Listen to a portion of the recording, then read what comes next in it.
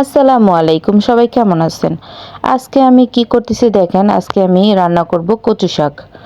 তো কচু শাক যে কত উপকার সেটা তো আমরা সবাই কম বেশি জানি। তো যাই হোক, আজকে আমাদের লাগানো কচু শাক সেগুলো আপনাদের সাথে শেয়ার করি কিভাবে আমি রান্না করি। তো কচু শাকগুলো ভালো করে কেটে নিয়ে একটু সেদ্ধ করে নিলাম হালকা লবণ দিয়ে। তো মরিচ আমি অ্যাড করতে ভুলে গেছিলাম, মরিচটা পরে দিয়ে নিছি। তো সাথে কিছু চালতাও দিয়েছি, কারণ আমি চালতা দিয়ে খুব পছন্দ করি। আমাদের বরিশালের অনেক মানুষই কচু শাক দিয়ে চালতা খুব পছন্দ করে।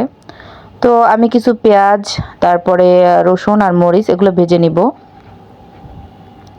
এই তো তেল দিয়ে ভালো করে ভেজে নিলাম। দেখেন ধনেপাতাটা দিয়ে দিছি কচু শাকের উপর। কচু শাক ঢাকবেন না, কোনো শাকই ঢাকা উচিত না, ঢাকলে লাল হয়ে যায়। তো এরকম সবুজ সবুজ রাখতে হলে অবশ্যই ঢাকবেন না। তো এটা ভালো করে হলে দেখেন ভালো করে নেড়ে নিতে হবে।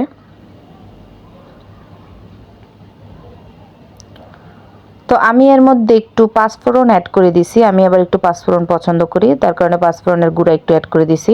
তো এই দেখেন এখন এই যে কচু শাকগুলো দিয়ে দিলাম। এটা এখন ভালো করে নেড়ে নিতে হবে। অনেকে ইলিশ মাছের মাথা দিয়ে পছন্দ করে, তো আমি আবার ওই যে মাছ খুব একটু কম পছন্দ করি, তো কাটা বিরক্ত লাগে, তার কারণে আমি দেইনি। তো চালতা দিয়ে পছন্দ করি, তার কারণে এই চালতা দিয়ে আমি রান্নাটা করলাম। তো এটা ভালো করে নেড়ে নেড়ে নিতে হবে। কচু শাকটা ভালো করে লাড়া হলে দেখবেন যে একদম মাখো মাখো হয়ে যাবে। সাথে সাথে উঠানো যাবে না। অনেকে দেখি যে চালের গুঁড়া দেয়, তো চালের গুঁড়া দেওয়ার প্রয়োজন নেই, এমনিতেই ভালো করে নাড়াচাড়া দিলে তখন এটা হয়ে যাবে, ঘন হবে, পাতলা পাতলাটা আর থাকবে না।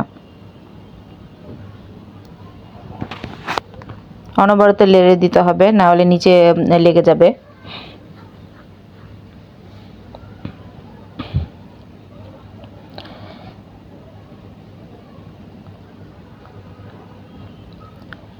কচু শাক যে কত উপকারী আমাদের জন্য সেটা তো আমরা ভুলেই যাই, মাঝে মধ্যে খেতে চাই না কচু শাক। আসলে অল্প হলেও খাওয়া উচিত। আর বাচ্চাদের অবশ্যই আমি মনে করি ছোট থেকে যে কোনো জিনিসের অভ্যাস করানো উচিত। বাচ্চাদের যেই জিনিসটা অভ্যাস করানো হবে সেটাই খাবে। বড় হলে বলে কি আমার বাচ্চা এটা খায় না, আমার বাচ্চা ওটা খায় না, এগুলো আসলে ঠিক না। বাবা মাই যদি সব কিছু খাওয়ানোর অভ্যাস করে তাহলে তবেই না বাচ্চারা শিখবে। দেখেন অনবরত লেড়ে দিতে হবে যাতে নিচে না লাগে। এভাবে বারবার নেড়ে দিলে আর কোনো সমস্যা হয় না, একটু লাগবে না। দেখেন একদম পানিটা টেনে গেছে, একদম আরও আরও একটু টানবে তাহলে হয়ে যাবে। এই যে হয়ে গেল দেখেন।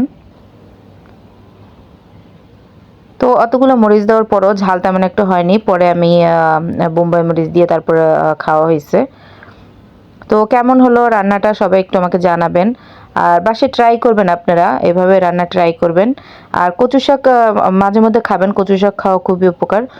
সবাই পাশে থাকার জন্য অসংখ্য ধন্যবাদ।